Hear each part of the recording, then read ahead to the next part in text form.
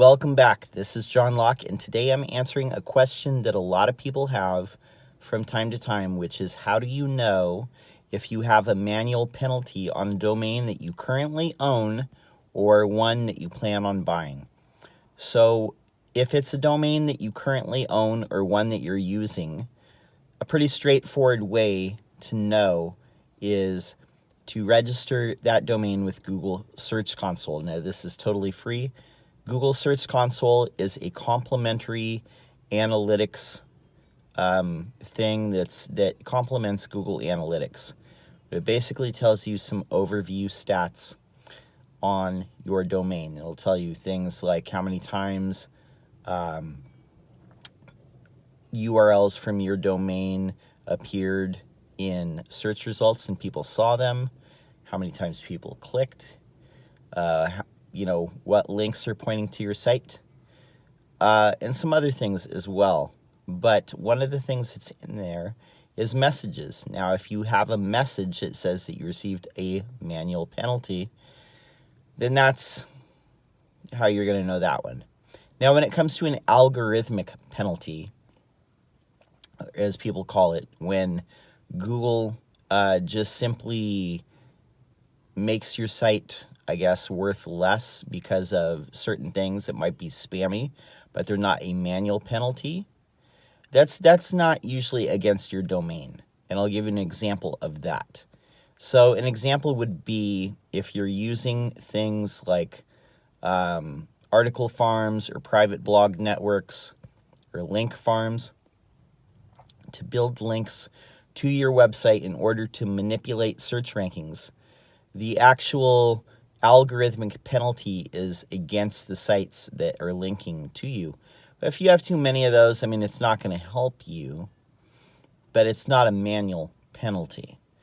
I think, okay, so, and one thing to know as well is most people, when they talk about any type of thing that causes your site not to rank, they refer to it as a penalty, but a penalty is a very specific thing. And I think many of us refer to any type of characteristic which causes us not to rank as high as we could as a penalty. That's not the case.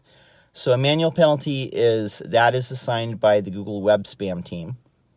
And algorithmic penalties, as they're called, are basically dampening effects in the algorithm that cause certain factors to be weighted less than they normally would. But suffice it to say that if you have any type of link manipulation or any other type of things that you're doing to try and manipulate rankings, that can be, I guess you would call it a algorithmic penalty. But basically it's, just the things that you're trying to manipulate are given less weight. So let's talk about manual penalties on a domain that you want to buy. Let's say that you perhaps want to buy a domain that you've had your eye on. Hey, this domain is free and this would be really good. This is like a good domain name. And we talked about this in previous videos. Does buying extra domains help your rankings?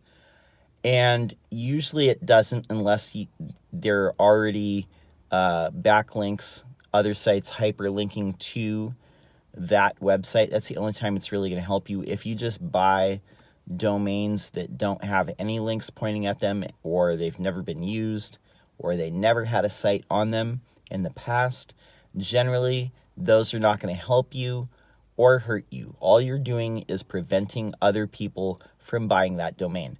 But let's say that you want to buy a domain and you want to use it for some other purpose. Maybe you want to make a second site. Maybe you want to, just point it at your domain just to point it at it. But how do you tell if it's been penalized? There's no real way to know before you buy it. As I said before, you could buy it and then put it in Google Search Console, see if there's a manual penalty there from the past. But one way that you might want to check is run that domain, check it in a SEO tool like Ahrefs or SEMrush, and see if you can detect like what the backlink profile is. I prefer hrefs because the backlink profiles are a little bit more complete than they are in something like SEMrush. But you can kind of tell if you look at the backlink profile and it looks like they were using a private blog network or article farms or link farms to build links, and it will be really obvious once you start digging in there. If you look at the actual what's linking to that domain that you have your eye on buying, if you see something like that, then probably it got dropped or it was let to expire because of a manual penalty. Another red flag would be if that domain that you're wanting to purchase, if you look at archive.org and you put that domain name in there. Archive.org, sometimes called the Wayback Machine, they take snapshots of different sites at different times, and this has been running for a couple decades. So they have kind of a running history of some of the websites on the web, many of them, and those are just on a hard drive. So if you see that at one point that site or that domain had a website on it, then all of a sudden, like one day, just that website went away. That might give me pause about buying it and using it as part of my domain strategy. I would probably not buy that domain because if they were using it for whatever reason, maybe they were blasting it with a bunch of spammy links.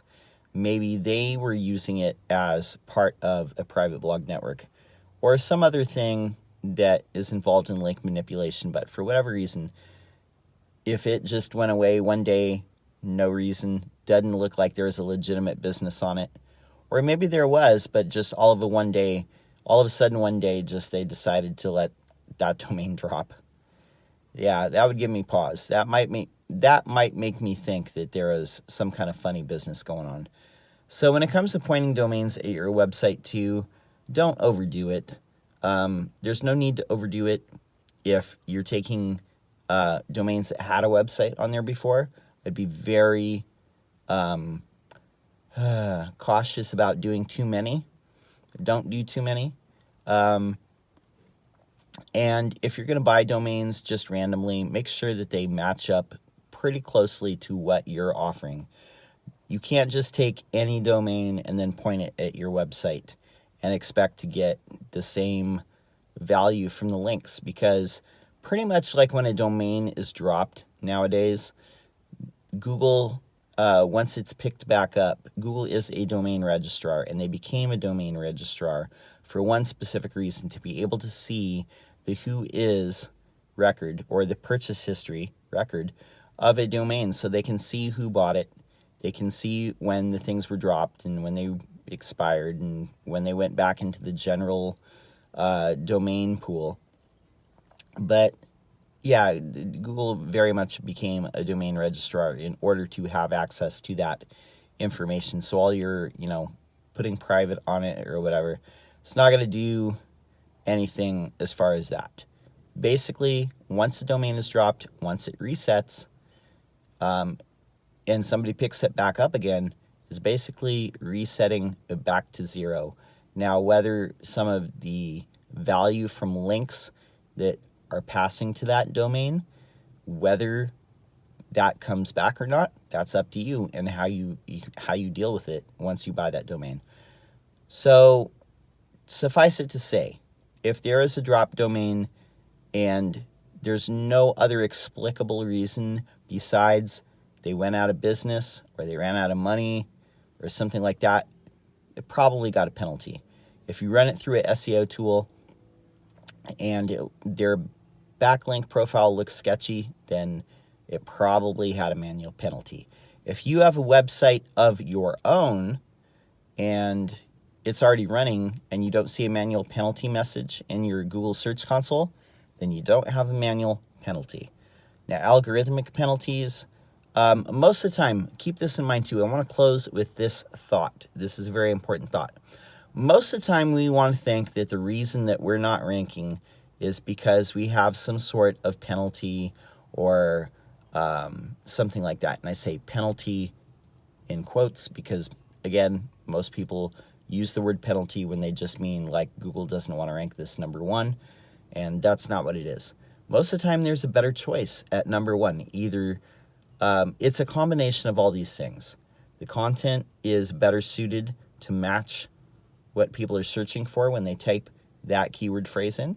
The design is better, the UX is better, the backlink profile is better, and it's probably has not only like links from stronger domains, better domain authority websites, but probably a lot more links from websites within that category or within that industry. So it probably looks like other people hold that site in high regard. So all those things add up. Probably the brand reputation is probably better too, but we look at other things that are kind of smaller than that, and we figure like if we do these things, we're going to rank higher, and if not, we probably had a penalty. That's not the case. So keep it in mind. Those are all things to work on. Just do the hard work, especially if you have extra time right now. Do that work on your website, and when all this, is over, what everybody is dealing with right now, then you'll be in better shape. Hey, I hope that helps. My name is John Locke. My business is Lockdown Design and SEO, and I am here every single day giving SEO tips, trying to help people out. And I will be here tomorrow with more SEO tips from the trenches. And until next time, peace.